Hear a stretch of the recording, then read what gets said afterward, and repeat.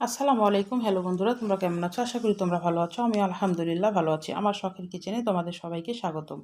প্রতিদিনের মতো আবারও একটি রেসিপি নিয়ে আসলাম, চিড়ের নাড়ু, নারকেল চিড়ের নাড়ু। আমি নারকেল দিয়ে চিড়ের নাড়ুটা তৈরি করে দেখাবো একদম সহজভাবে। গুড় দিয়ে, খেজুরের গুড় দিয়ে নাড়ুটা তৈরি করে দেখাবো। তোমরা প্রথম থেকে শেষ পর্যন্ত দেখবা, নাহলে বুঝতে পারবা না যে আমি কি করছি। চলো শুরু করি। আমি একটা শুকনা কড়াই নিয়েছি। কড়াইয়ের ভিতরে হাফ কাপ মতো চিড়া দিলাম।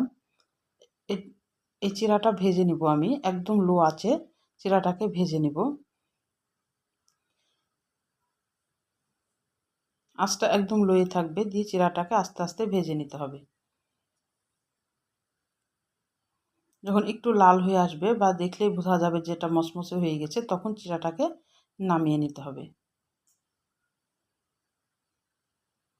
আর কখনোই মিডিয়াম বা হাইয়ে আঁচ দিতে যাবে না, না হলে চিড়াটা তার সাথে সাথে পুড়ে যাবে, কিন্তু ভাজা হবে না।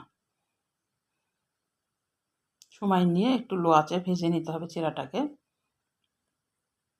এবার আমার ভাজা হয়ে গেছে, আমি এবার নামিয়ে নিচ্ছি।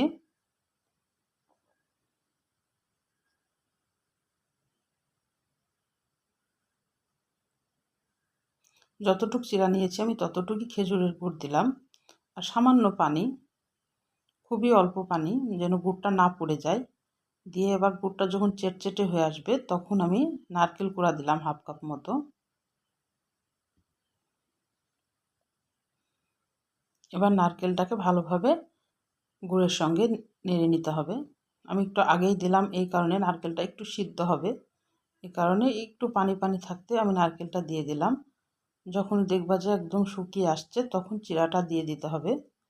চিড়াটা এখন দিয়ে দিলে কিন্তু নরম হয়ে যাবে, এখন দেওয়া যাবে না চিড়া।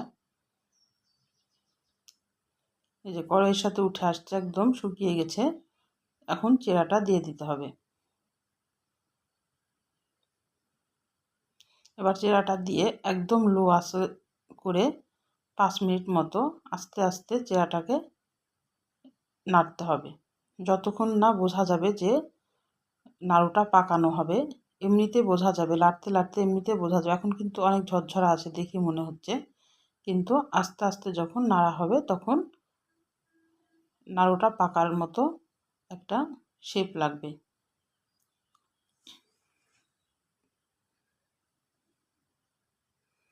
আস্তে আস্তে নাড়তে হবে।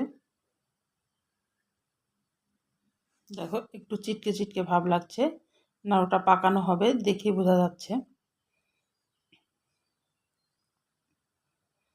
আমি একটা থালে ঢেলে নিলাম।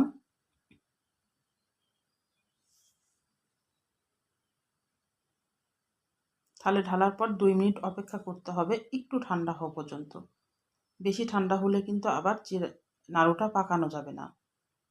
গরম অবস্থাতেই করতে হবে, কিন্তু 2 মিনিট থামতে হবে, যে একটু বেশি যে গরমটা, সেই গরমটার ভাবটা যেন চলে যায়।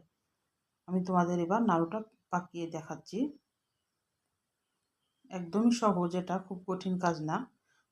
যারা নতুন, যারা জানো না, তাদেরকে বলছি কিভাবে নাড়ুটা পাকাতে হবে, তাদেরকে দেখাচ্ছে। আর যারা পারো তো তারা পারোই। তাহলে আমার রান্নার কোনো অংশ যদি তোমাদের ভালো লাগে, প্লিজ আমার চ্যানেলটাকে সাবস্ক্রাইব করে দিও, একটা লাইক দিয়ে রান্নাটা দেখা শুরু করো, ছোট্ট একটা কমেন্ট করে জানিও আমার রান্নাগুলো কেমন লাগে। আর পাশে থাকা বেল আইকনটা প্রেস করে দিও, আমি যখনই নতুন নতুন এরকম রেসিপি তোমাদের মাঝে হাজির নিয়ে আসবো, তোমাদের কাছে যেন আগে নোটিফিকেশনটা চলে যায়। তোমাদের একটা লাইক, একটা কমেন্ট আমাকে অনেক উৎসাহ করে। আর বেশি বেশি করে শেয়ার করে দিও বন্ধুদের মাঝে। আর যখন হাতে একটু তাপ লাগবে দেখবা, তখনই একটু পানি নেবা হাতে। পানি দিয়ে পানিটা আবার মুছে ফেলতে হবে, তারপরে আবার নাড়ুটা পাকাতে হবে, তাহলে দেখবা যে হাতে তাপটা কম লাগবে।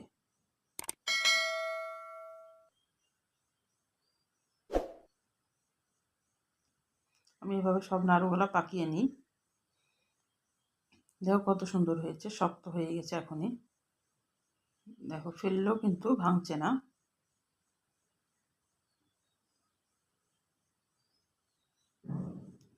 এটা ঠান্ডা হয়ে গেলে কিন্তু আরও শক্ত হয়ে যাবে। তাহলে আজকের মতো বিদায় নিচ্ছি। তোমরা সুস্থ থাকবা, ভালো থাকবা। আবার কোনো নতুন রেসিপির সাথে হাজির হব। আল্লাহ হাফেজ।